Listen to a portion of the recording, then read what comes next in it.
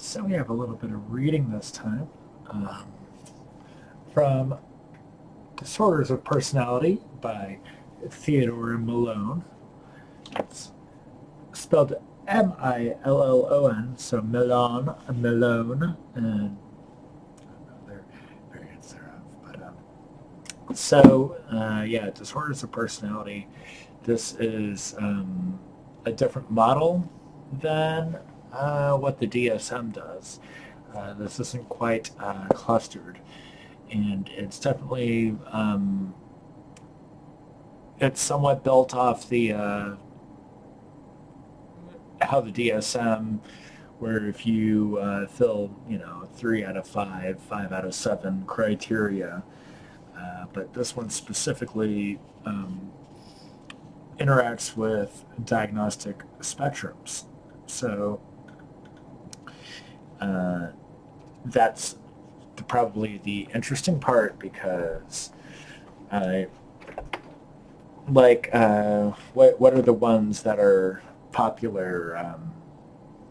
Antisocial disorder or narcissism, is that you can be on a spectrum between just having a style, a disorder, or a style, a type, and a disorder. And depending on how much of that criteria an individual fulfills, denotes the severity of their condition and how difficult they are to interact with and or treat. And, this book comes right out and says that it's personality disorders are the study of difficult people. And that's really, getting away from any kind of a judgment statement. That's a really good way to frame it, from a clinician to a clinician, or from an individual to another individual. And so that's what would be the best layman's way of describing a personality disorder, is that it's just difficult people, and defining what makes them difficult, and from there how to interact with them, and from a clinician standpoint how to treat them. The chapter I was looking at today was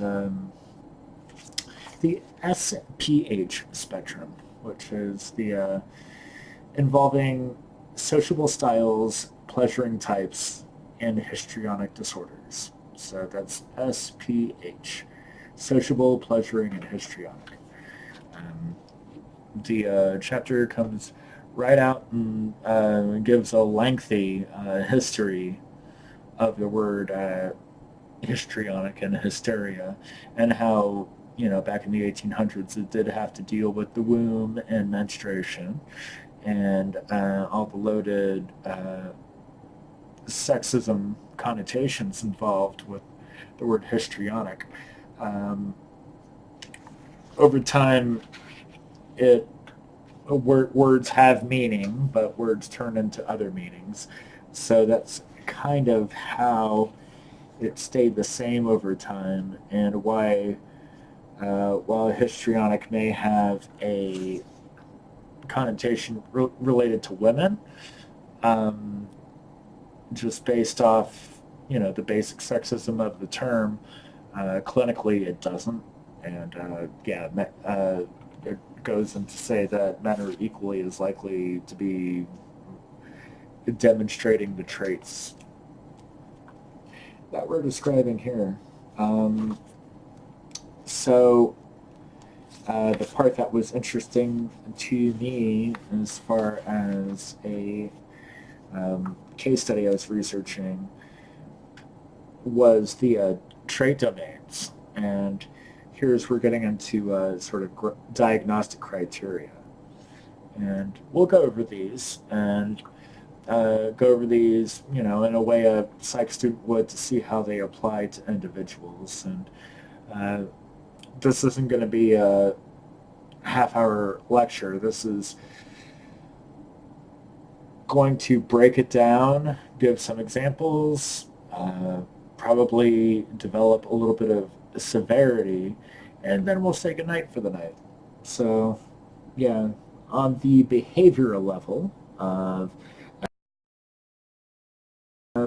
expressively dramatic, we have the individual is overly reactive, volatile, provocative, and engaging, as well as intolerant of an activity, resulting in impulsive, highly emotional,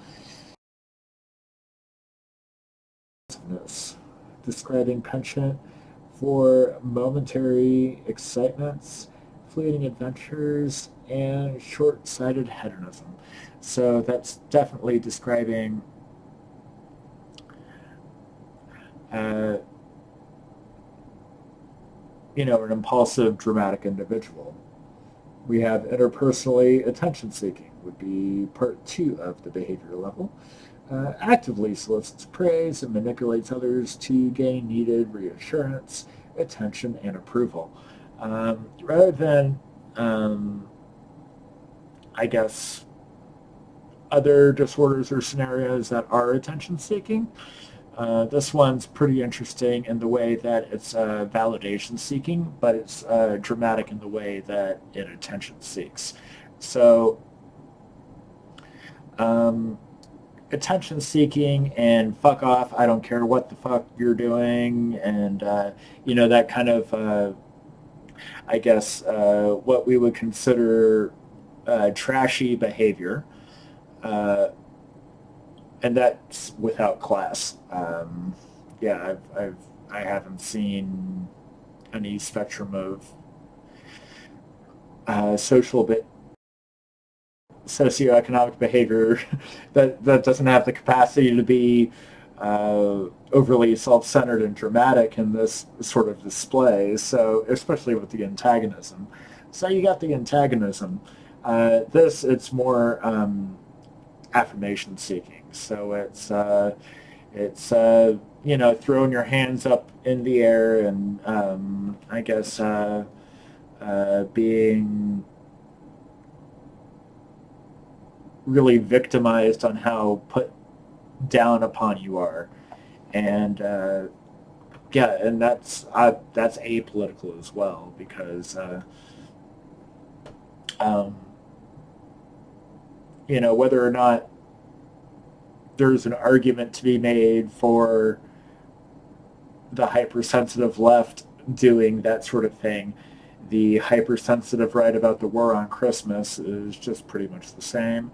So that's an apolitical definement between the way that individuals seek affirmation and probably over-dramatize how attacked they're feeling at the moment, especially if it's their values. From the phenomenological level, not going to do it. I was going to go back to that and be like, well, sometimes it's legitimate when it comes to if your actual life is being threatened, but whatever. The phenomenological level, which has to do with experience, we have cognitively flighty, which refers to avoiding introspective thought, is overly suggestible, attentive to fleeting external events, and speaks in impressionistic generalities, integrates experiences poorly. So I'm happy to review this together with you. I have no interest in developing a PowerPoint just to read off a PowerPoint when I can read off a book that's sitting right here. So in any case, what we have is a distracted, flighty behavior that, even if they are passionately having some conversations about one thing, you could probably just as easily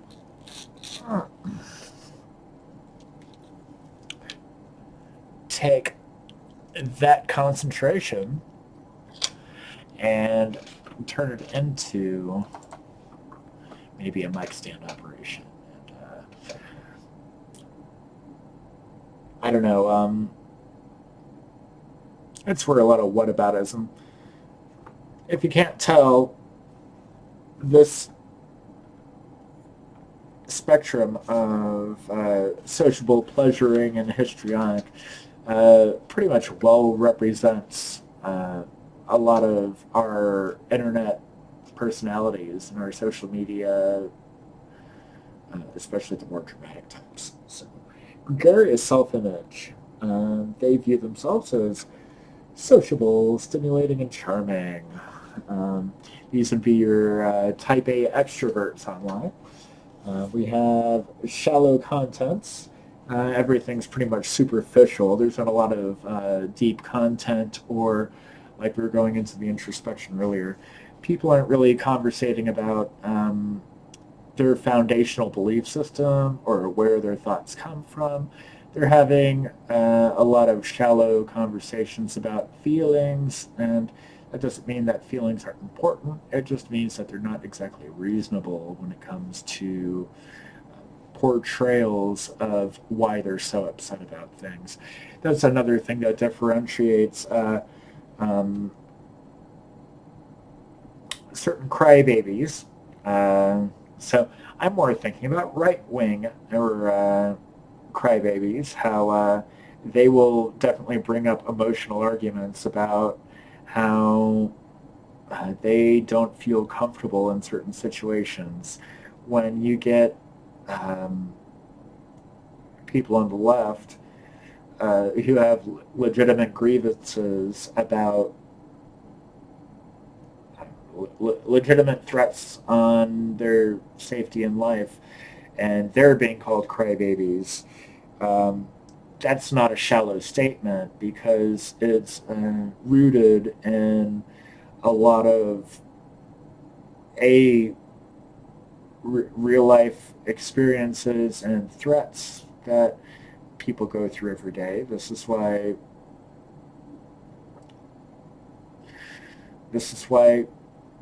microaggressions is a really poor talking point as far as translating, because people who haven't lived a certain experience don't understand what being threatened feels like on a constant basis, unless their level of feeling threatened is seeing brown people. And then we get into interpsychic level. We have dissociative dynamics, which is regularly alters and recomposes self-presentations to create a succession of socially attractive but changing facades. Engages in self-destructing activities to avoid reflecting on integrating unpleasant thoughts and emotions. Now, that's definitely what we would expect from a theatrical, histrionic person on the social medias, is basically being a social chameleon to make yourself always look awesome. Having no accountability, never apologizing, never backing down, never backing off. And I think the amount of people that do this are, I don't know, yeah, without going into, social theory and their vulnerability status, we can see a really large spectrum on behavior as far as that one goes. So, and we only got 2 to go. We got disjointed architecture, which there's a loosely knit and carelessly united morphologic structure in which processes of internal regulation and control are scattered and unintegrated. Now that more has to do with this inner psychic. It has to do with a psychology, and that kind of helps, I guess, support the cognitive flighty thing. So the best way to explain why this is important is because I guess sometimes people don't actually understand what psychology is evaluating, because a lot of those were observable social things. And this is more of a cognitive distinction. And a lot of the times we look at cognitive distinctions because cognition and perception is incredibly important, especially when we're evaluating pathology. And so while it may have been a little easier to smirk and, I don't know, get a few cheap shots in on sociable pleasuring types, when we get into histrionic, we see really disjointed and disorganized thought patterns. And that actually is incredibly distressful, not just for the people around the individual, but for the individual themselves. Sometimes they don't even know what they're thinking. There's a level of confusion. There's a level of feeling anxious about being attacked and not exactly sure where it's coming from. You see this in other disorders, on spectrum disorders, and involving anxious social types and things like that. And we can see in our culture how crippling that is. Just as many, I would say, more people report the social anxiety portion than would ever, be as bombastic and fun to review as shooting down the attention getters, because it's always fun to shoot down the attention getters. Typically, we do it with the narcissists and the antisocial types, because we can view them as deserving of criticism, and this is another one where we can view anyone displaying these traits as being, justifiably deserved of derision. But the clinical part that doesn't come across is the fact that they're having an incredibly difficult experience existing in their own skin. And I'll bring up the final criteria, and then we'll go out about why these are people to be taken seriously. And I'm not saying that anyone deserves to be pitied for doing wrong on others, but perhaps they're not even doing wrong. We'll just have to reframe it sometimes. Finally, we have a biophysical level, and that gets into the neurology that may help support what's going on with the SPH spectrum. Fickle mood displays rapidly shifting and shallow emotions, is vivacious, animated, impetuous, and exhibits tendencies to be easily enthused and easily angered or bored. Now, there is a biochemical component to why that would be for the modus operandi of that individual. And I'm just flipping a couple pages. We got some fMRI about the stimulated areas of the brain when someone is feeling distracted and disorganized. And that's not necessarily saying that their neurology is flawed. It's just saying that it's differently stimulated. And as we know about, many of us know about neurology, is the physical architecture and the chemical interactions just affect everything without any question. We are our minds, and our minds are our brains. So, to close it out, now that we're at 19 minutes, I'm not going to go on. Now that we've defined what that is, the disorder at its highest form is just that Disorders of Personality book and Milan's theory pretty much, I believe, I was instructed, and if I recall correctly, which I think I do, yeah, pretty much the most severe case of every single personality disorder is psychosis, and that the definition of psychosis is a loss of, loss of touch with reality. And you can definitely see that with the histrionic, because that desperate need for validation,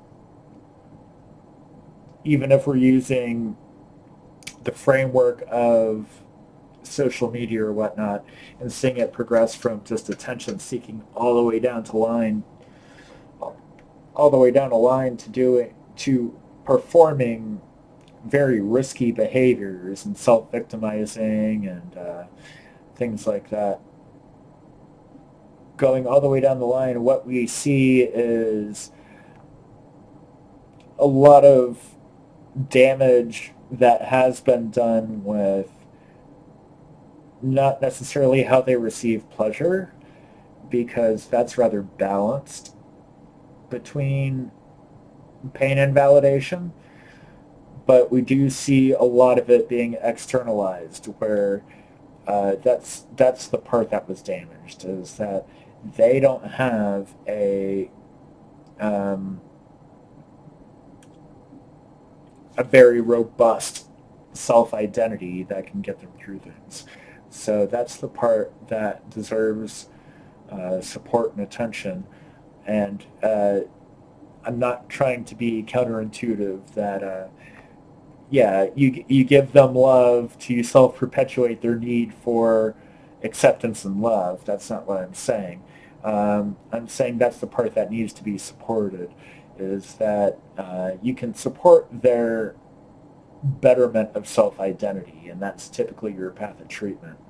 The whole biogenic treatment, as far as pharmaceuticals, that more has to do with like if there's a component of depression, anxiety to be treated thereof.